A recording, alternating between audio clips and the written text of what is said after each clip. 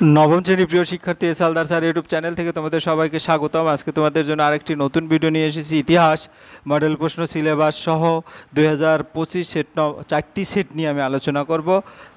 নবম শ্রেণী ক্লাস 9 দ্বিতীয় পর্যায়ক্রমিক মূল্যায়ন সেট নম্বর 1, 2, 3 এবং 4 বিশ্লেষণ সহ আমি সম্পূর্ণ সমাধান দেখাবো এই ভিডিওতে। কাজে তোমরা যারা এখনও আমার চ্যানেলটিকে সাবস্ক্রাইব করোনি তারা এখনই চ্যানেলটিকে সাবস্ক্রাইব করে বেল আইকনটি প্রেস করে দাও। হ্যাঁ, নবম শ্রেণী দ্বিতীয় পর্যায়ক্রমিক মূল্যায়ন হিস্ট্রি, পূর্ণমান 40, সময় 80 মিনিট, মোট 3টি স্কুল ভিত্তিক মডেল প্রশ্ন থাকবে আর একটি সেটা হচ্ছে টোটাল। হ্যাঁ, তোমাদের আগের যে আমার ভিডিও আছে সেই ভিডিওতে দিয়ে দিয়েছি, সেটাও আমি এখানে দেখাবো। যাই হোক, আমরা সরাসরি চলে যাচ্ছি সিলেবাস হচ্ছে অধ্যায় 3, অধ্যায় 4, অধ্যায় 5। এই 3টা অধ্যায় থেকেই তোমাদের এবার দ্বিতীয় ইউনিট টেস্টের প্রশ্ন করা হবে। আমরা যদি সেট নম্বর 1 দেখি, 1 নং সেট সঠিক উত্তরটি নির্বাচন করো। ইয়ং ইতালি দল গঠন করেছিল মার্সিনি। তারপরে ফ্রান্স জুলাই বিপ্লব হয়েছিল 1830 সালে। কোন দেশকে ইউরোপের অসুস্থ দেশ বলা হয়? তুরস্ক। শিল্প বিপ্লব কথাটি প্রথম ব্যবহার করেন আগস্ট ব্লাঙ্কি। তারপরে সেফটি ল্যাম্প আবিষ্কার করেন হামফ্রেড ভি। প্রথম বিশ্বযুদ্ধ শুরু হয়েছিল 1914 সালে। ফ্যাসিস্ট দলের সদস্যদের বলা হয় কালো কুর্তা। তারপরে রুশ ভাষায় নারদ শব্দের অর্থ জনগণ। ফুয়েরার উপাধি নিয়েছিল হিটলার। জার্মানি একটি পরিত্যক্ত দেশ একথা ঘোষণা করেন বিসমার্ক। এরপরে আমরা 2 নম্বরে প্রশ্ন দেব, কোন সময়কে মেটার্নিকের যুগ বলা হয়? মেটার্নিকের যুগ বলতে ইউরোপের এক ঐতিহাসিক সময় 1815 থেকে 1848 সাল পর্যন্ত সময়কালকে বোঝায়। ওয়াটারলু যুদ্ধ কবে হয়েছিল? 1815 সালে 18 জুন। নেপোলিয়ন ফরাসি সেনাবাহিনী এবং ডিউক অফ ওয়েলিংটন ও মার্শাল বুলচারের নেতৃত্বে একটি জোটের মধ্যে ওয়াটারলুর যুদ্ধ হয়েছিল। দাস ক্যাপিটাল গ্রন্থটি কার লেখা? দাস ক্যাপিটাল গ্রন্থটি কার্ল মার্কসের লেখা পুঁজিবাদের সমালোচনামূলক একটি বই। তারপরে এনইপি এর পুরো কথাটির অর্থ কি? এনইপি এর পুরো কথাটির অর্থ হচ্ছে ন্যাশনাল এডুকেশন পলিসি, জাতীয় শিক্ষানীতি। সুয়েজ খাল কোন দুই সাগরকে সংযুক্ত করেছে? সুয়েজ খাল ভূমধ্য সাগর এবং লোহিত সাগরকে যুক্ত করেছে। কোন সন্ধিকে জবরদস্তিমূলক সন্ধি বলা হয়? প্রথম বিশ্বযুদ্ধের পর জার্মানির সাথে মিত্রপক্ষের স্বাক্ষরিত ভাষায় চুক্তিকে জবরদস্তিমূলক সন্ধি বা অপমানজনক সন্ধি বলা হয়।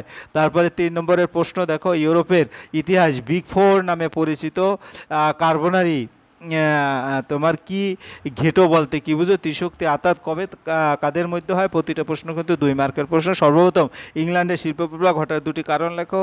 হেরেন ভগ তত্ত্ব কি? তোমরা ভালো করে প্রশ্নগুলি খুঁজে খুঁজে লিখবে। তারপর 7 বা 8টি পেক উত্তর দাও।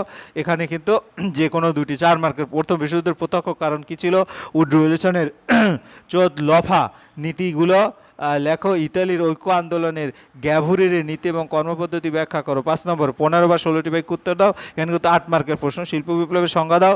ব্রিটেনের শিল্প বিপ্লবের পিছনে পরিবহন ব্যবস্থার অবদান আলোচনা করো। ভিয়েনা সম্মেলন কবে হয়েছিল? এই সম্মেলনে কারা যোগদান করেছিল? ভিয়েনা সম্মেলনের উদ্দেশ্য কী ছিল? এরপরের প্রশ্ন হচ্ছে আমাদের 2 নম্বর মডেল প্রশ্ন। এটা দেখবার জন্য এখানে কিন্তু এমসিকিউ 10টি এমসিকিউ আছে। কোন রীতি রাজপুত্র বলা হয়? মেটার্নিক। তারপরে 2 নম্বরের প্রশ্ন, মেটার্নিক কলসভার ডিক্রি জারি করেন। এভাবে করে তোমার কিন্তু 1-এর 4, 1-এর 5, 1-এর 6, 1-এর 7 শ্রেণী সংগ্রাম তত্ত্ব যে বই থেকে জানা যায়, এরকম করে কিন্তু তোমার টোটাল 10টা এমসিকিউ প্রশ্ন আছে। এরপরে গিয়ে হলো ডান স্তম্ভের সঙ্গে বাম স্তম্ভ মিল করতে হবে। সত্য মিথ্যা, খ নম্বরে সত্য মিথ্যা নির্ণয় করতে হবে। এরপরে হচ্ছে 3 নম্বরের প্রশ্ন। নির্মিত প্রশ্নগুলো 4 মার্কের 2টি করে, 2 মার্কের 4টি প্রশ্ন। জুলাই রাজতন্ত্র কি? মেটার্নিকতন্ত্র কি? কার্বনারি কি? সমাজতন্ত্রবাদ কোন সময়কালকে সাম্রাজ্যবাদের যুগ বলা হয়? এরপর 4 নম্বরে টিকা লেখো। এখান থেকে 5 নম্বর হচ্ছে নির্মিত প্রশ্নগুলো 15 থেকে 16টি বাক্যে যে কোনো একটি প্রশ্নের উত্তর দাও। ইতালির ঐক্য আন্দোলনে মার্সিনি, কাভুর এবং গ্যারি বোল্ডির ভূমিকা আলোচনা করো। সমাজ, রাজনীতি, অর্থনীতির শিল্প বিপ্লবের প্রভাব সম্পর্কে কি জানো? এরপরে 3 নং সেটের যে প্রশ্ন, ভিয়েনা সম্মেলন হয়েছিল কবে? তারপর ন্যাশনাল গার্ড একটি কি? তারপর কূটনীতি জাদুঘর বলা হয় কোন পণ্যকে কেন্দ্র করে প্রথম শিল্প বিপ্লব হয়েছিল? সেফটি ল্যাম্প আবিষ্কার করেন।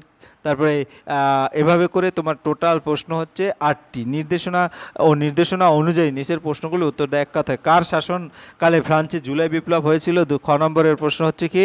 স্পিনিং জেনিকে আবিষ্কার করেন। সুয়েজ খাল খনন কত খ্রিস্টাব্দে শেষ হয়েছে? কে ফ্যাসিস্ট দল প্রতিষ্ঠা করেন? এরপর 2-এর 2তে ঠিক বা ভুল। রাশিয়ার ভূমিদাস প্রথার উচ্ছেদ করেন দ্বিতীয় আলেকজান্ডার। 1898 খ্রিস্টাব্দে ভাস্কো দা গামা ভারতে আসেন। শিল্প বিপ্লবের ফলে ইংল্যান্ডের পরিণতি হয় বিশ্বের কারখানায়। হিটলারের উপাধি ছিল ফুয়েরার। এরপর 3 নম্বরের যে প্রশ্ন, প্রতিটা প্রশ্ন 2 মার্ক করে। কার্লস বার ডিক্রি বলতে কী বোঝায়, চার প্রধান বলতে কী বুঝো, ত্রিশক্তি মৈত্রী কবে কাদের মধ্যে স্বাক্ষরিত হয়, ভারতের প্রথম কবে কোথায় রেলপথ চালু হয়, এনইপি কথার অর্থ কি, এটি কে প্রবর্তন করেন, রক্তাক্ত রবিবার বলতে কী বুঝো।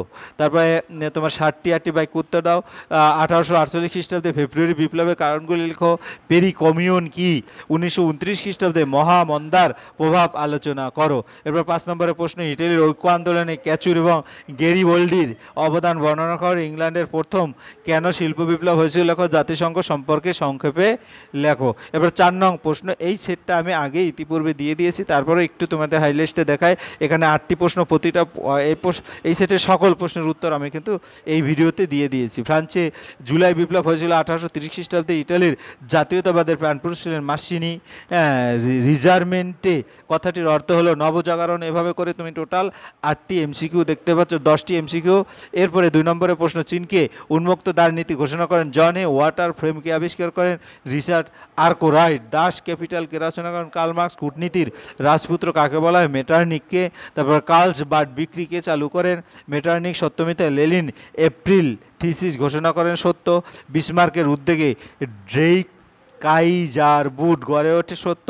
মেটারনিক ছিলেন ফ্রান্সের প্রধানমন্ত্রী মিথ্যা। এভাবে করে বিবৃতি, কোন বিবৃতিটা সত্য সেটা এভাবে লিখে দেবে। তারপরে প্রশ্ন, এটা কিন্তু আমি আমার ভিডিওতে দিয়ে দিয়েছি, যে ভিয়েনা সম্মেলনটা অনেক ইম্পর্ট্যান্ট। বিগ ফোর বা চার প্রধান কারা ছিল ভিয়েনা সম্মেলনে 1815 খ্রিস্টাব্দে উপস্থিত নেতৃবৃন্দের মধ্যে উল্লেখযোগ্য ছিলেন অস্ট্রিয়ার প্রধানমন্ত্রী মেটারনিক, রাশিয়ার যার প্রথম আলেকজান্ডার, ব্রিটিশ পররাষ্ট্রমন্ত্রী ক্যাসালরি এবং প্রাশিয়ার প্রিন্স হ্যাডেনবার্গ। এই 4টি দেশকে বিগ ফোর বা চার প্রধান বলা হয়।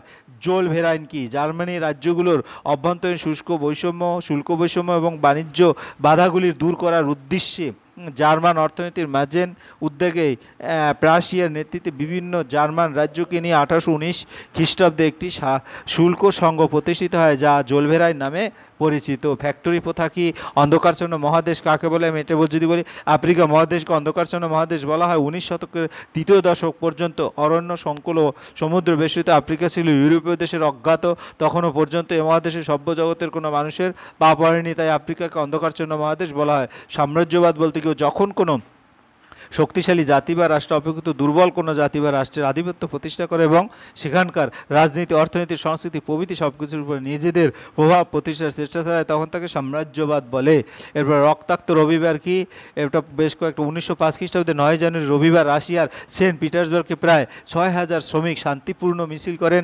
শ্রমিকদের দাবি ছিল রাজনৈতিক বন্দীদের মুক্তিদান, 2 সংবিধান সভা আহ্বান, 3 শ্রমিকদের কাজের সময় 8 ঘন্টা নির্ধারণ। এই মিছিল জারের পুলিশ নির্বিচারে গুলি চালালে 1000-এর বেশি শ্রমিক নিহত এবং 2000-এর বেশি আহত হয়।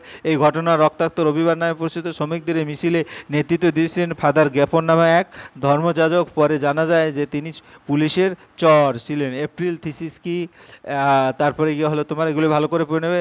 14 দফা নীতি কি, উগ্র জাতীয়তাবাদ বলতে কি বোঝায়।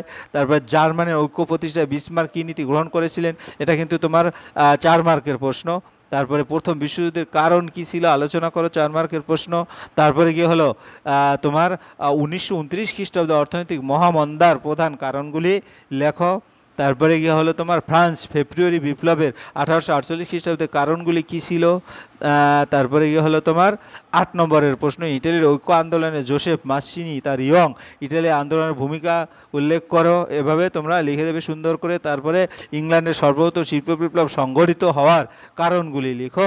এখানে বেশ কয়েকটা কারণ ছিল, অনুকূল প্রাকৃতিক পরিবেশ, বাজার, সুলভ শ্রমিক, কৃষির অগ্রগতি, তারপরে বাণিজ্যের গুরুত্ব বৃদ্ধি, যোগাযোগ ও পরিবহন, বৈজ্ঞানিক আবিষ্কার এবং সর্বশেষে উপসংহার। যাই হোক, এই আমি খুব সংক্ষেপে তোমাদের।